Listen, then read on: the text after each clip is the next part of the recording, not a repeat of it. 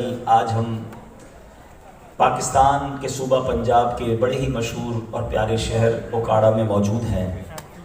عظیم الشان اجتماع ذکر و نعت کا سلسلہ ہے۔ مختلف شعبہ زندگی سے تعلق رکھنے والے عاشقان رسول جمع ہیں، علماء کرام، تاجر حضرات، حکومتی عہدیداران، طلباء کرام اور بڑی تعداد میں عاشقان رسول جمع ہیں۔ رب کریم ہم سب کا جمع ہونا اپنی بارگاہ میں قبول فرمائے اور آج کے اس اجتماع کی ہم سب کو برکت نصیب فرمائے۔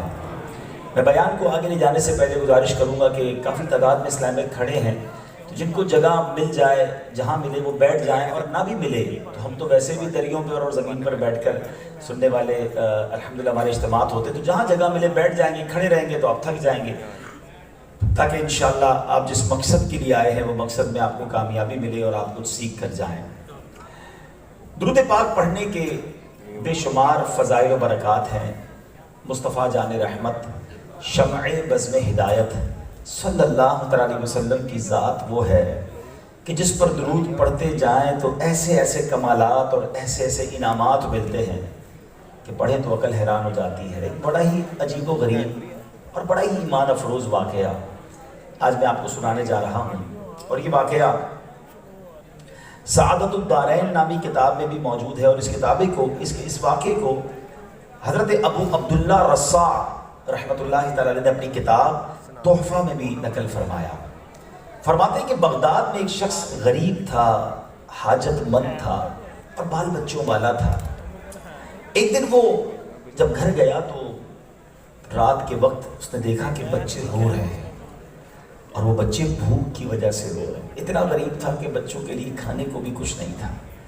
نماز پڑھی، نماز سے فارغ ہوا اور بیوی بچوں کو بلایا اور کہتا بیٹھو، میرے ساتھ بیٹھو اور اللہ کے حبیب علیہ السلام پر درود پڑھنا شروع کرو، اور دیکھو کہ اللہ تعالیٰ درود پاک کی برکت سے کیسے ہمیں غنی کرتا ہے اور اپنے فضل و جود اور احسان سے ہمیں نوازتا ہے۔ وہ بچے، وہ گھر والے اس حالت میں کہ کھانے کو کچھ نہیں، درود پاک پڑھنے لگے۔ وہ شاعر کہتے ہیں نا، دکھوں نے تم کو جو گھیرا ہے تو درود پڑھو، دکھوں نے تم کو جو گھیرا ہے تو درود پڑھو، جو حاضری کی تمنا ہے تو درود پڑھو۔ تو اب وہ درود پڑھنے لگا۔ رات سویا، آنکھیں تو بند ہوئیں، قسمت جاگ اٹھی۔ کونین کے والی نبی پاک صلی اللہ علیہ وسلم کا خواب میں دیدار ہوا، اور آقا علیہ السلام نے تسلی دی اور فرمایا کہ جب صبح ہو تو اے میرے پیارے امتی، فلاں مجوسی کہتے ہیں آتش پرست کو، آگ کی پوجا کرنے والے کو، اس کے پاس جانا، میرا سلام کہنا اور اس کو کہنا کہ تیرے حق میں دعا کی گئی ہے وہ قبول ہو گئی ہے، اور مجھے جو تجھے رب نے دیا ہے اس میں سے کچھ مال میں سے مجھے بھی عطا کر دے۔ یہ بندہ صبح ہوئی تو بیدار ہوا اور سوچنے لگا، خواب میں دیدار تو نبی پاک کا ہی ہوا ہے، مگر آقا مجھے ایک آتش پرست کے پاس بھیج رہے ہیں اور اپنا سلام بھی کہنے کا فرما رہے ہیں۔ تذبذب ہے، ہیزیٹیشن ہے۔ اس نے یہ حدیث بھی سنی ہوئی ہے کہ روایتوں کا مضمون ہے کہ نبی پاک فرماتے ہیں کہ جس نے مجھے خواب میں دیکھا اس نے حق دیکھا، کیونکہ شیطان میری شکل میں آ نہیں سکتا۔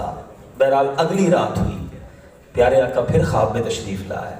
فرمایا میرا پیغام اسی کے لیے ہے، تم جاؤ اسے جا کر کہو کہ تمہارے لیے جو دعا مانگی گئی تھی وہ دعا قبول ہو گئی ہے، اور جو تجھے اللہ نے دیا ہے اس مال میں سے مجھے بھی کچھ دے دے۔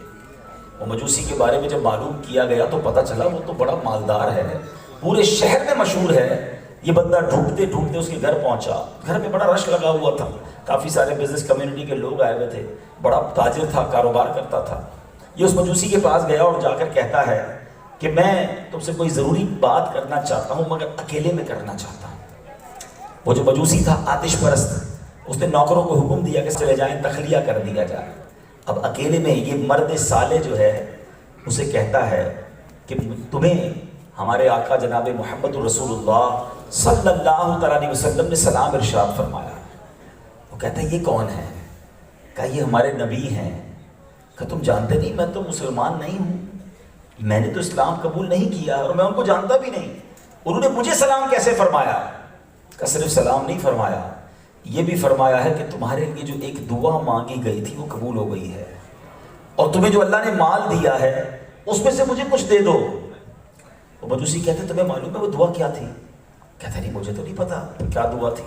کہ چلو میرے ساتھ. اور اسی کے ہاتھ پکڑ کر کہتا ہے پہلے مجھے کلمہ پڑھاؤ, میں کلمہ پڑھ کر مسلمان ہونا چاہتا ہوں. رائٹ اوے اشہد ان لا الہ الا اللہ واشہد ان محمدًا عبدہ ورسولہ. وہ کلمہ پڑھ کے مسلمان ہوا. اب اس نے اعلان کیا, جتنے لوگ اس کے گھر میں موجود تھے, کہ اے لوگوں مجھ سے کاروبار کرنے والوں سن لو, آج میں نے کلمہ پڑھ لیا ہے, میں مسلمان ہو گیا ہوں. تم میں سے جو جو مسلمان ہوتا جائے گا اس کا تو مجھ سے کاروبار رہے گا, جو مسلمان نہیں ہونا چاہتا آج سے میرا تمہارا کاروبار بند. سارے لوگ جو تھے اس کے چاہنے والے تھے, اس کے پیسوں سے کاروبار کرتے تھے, اکثریت نے کلمہ پڑھ لیا, مسلمان ہو گئے. کچھ لوگ ایمان نہ لائے, اپنا مال واپس لوٹا کر وہ چلے گئے. اب اس نے اپنے بچوں کو بلایا, پہلے اپنے بیٹے کو بلایا, کہا دیکھ بیٹا میں مسلمان ہو گیا ہوں, اگر تو مسلمان ہوگا تو میرا بیٹا, ورنہ آج سے میرا تیرا کوئی تعلق نہیں. بیٹا کہتا ہے بابا جان جب آپ اس راہ پر آ گئے میں بھی کلمہ پڑھ کے مسلمان ہوتا ہوں. بیٹی کو بلایا, کہا بیٹی میں مسلمان ہو گیا ہوں, اب تمہارا کیا ارادہ ہے؟ اگر تم مسلمان ہوتی ہو تو میری بیٹی, ورنہ ہمارا کوئی تعلق نہیں. یاد رہے مجوسیوں کا ایک اصول ہوتا ہے کہ بیٹا اور بیٹی یعنی بھائی بہن کے درمیان شادی کی جاتی ہے. تو اس بھائی بہن کی بھی کچھ دنوں پہلے شادی ہوئی تھی. بیٹی کہتی بابا جان جب سے بھائی کے ساتھ شادی ہوئی ہے ایک بار بھی قربت نہیں کی, مجھے ویسے ہی اس سے بڑی جو ہے وہ کوفت ہوتی تھی. یہ کیسا ہمارا دین ہے؟ بابا جان آپ کلمہ پڑھ کر مسلمان ہوئے, آج میں بھی مسلمان ہوتی ہوں. اچھا وہ جو بندہ پیغام لے کر گیا وہ حیران, کہتا ہے پہلے میری تو سنو, مجھے تو بتاؤ یہ ماجرا کیا ہے, وہ کون سی دعا تھی, وہ کون سی بات تھی کہ میں تو صرف آ کر پیغام لایا ہوں اور تم سارے دھڑا دھڑ مسلمان ہوتے چلے جا رہے ہو, پہلے مجھے بات تو بتاؤ. اب وہ کہتا ہے میں بتاتا ہوں وہ دعا کیا تھی. ماجرا یہ ہے کہ میں نے کچھ دنوں پہلے اپنی بیٹے اور بیٹی کی شادی کی. ہمارے یہاں بیٹے بیٹی کی شادی ہوتی ہے, مجوسی کہتا ہے. آدھے شہر کو دعوت تھی, بڑی عالی شان میں نے دعوت کی, خوب کھانے کھلائے. جب تھک ہار کر میں اپنے گھر کی چھت پر جا کر لیٹا تو میرے گھر کے بالکل برابر میں امام حسین, مسلمانوں کے جو امام ہیں, ان کی آل کا ایک خاندان رہتا ہے, سید زادی. یہ مجھے پتا تھا کہ یہ نبی پاک جو مسلمانوں کے نبی ہیں ان کی آل کے لوگ ہیں. تو مجھے ان کے گھر سے ایک بچی کی آواز آئی کہ امی جان یہ ہمارا پڑوسی بھی کیسا ہے, اس نے پورے شہر کو کھانا کھلایا, دعوت میں بلایا, ہمیں نہیں بلایا. اس کو یہ احساس نہیں ہوا کہ ہم اس کے پڑوس میں ہیں اور ہم بھوکے ہیں.